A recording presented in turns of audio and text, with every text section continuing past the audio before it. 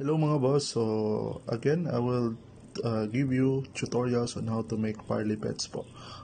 Before that, yung parley bet is yun yung you can bet ng maraming teams at pag manalo po lahat, malaki po ang win nyo. Pero kunwari, tatlong team ang ibibet nyo. Pag panalo po yung tatlong team, mataas po ang panalo nyo.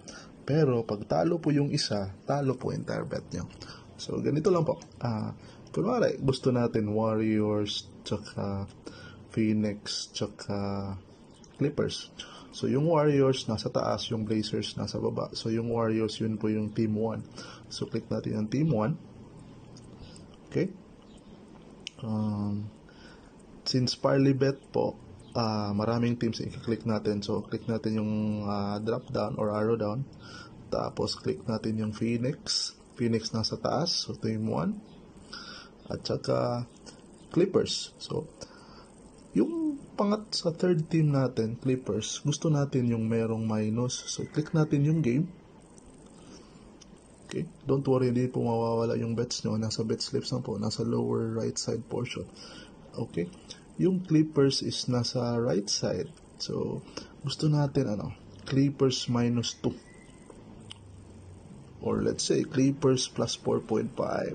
Yung 1.52 na odds. So, yun. Nasa bet slips na po yung tatlo. So, recheck nyo lang, always. Team 1 or Win 1, yung Golden State Warriors. Win 1, yung Phoenix Suns, nakalagay din po. At saka yung third game na binibet natin is Clippers plus 4.5. So, makikita nyo mataas ang odds 6.324. So, pag 1,000 ang ibibet natin, click done.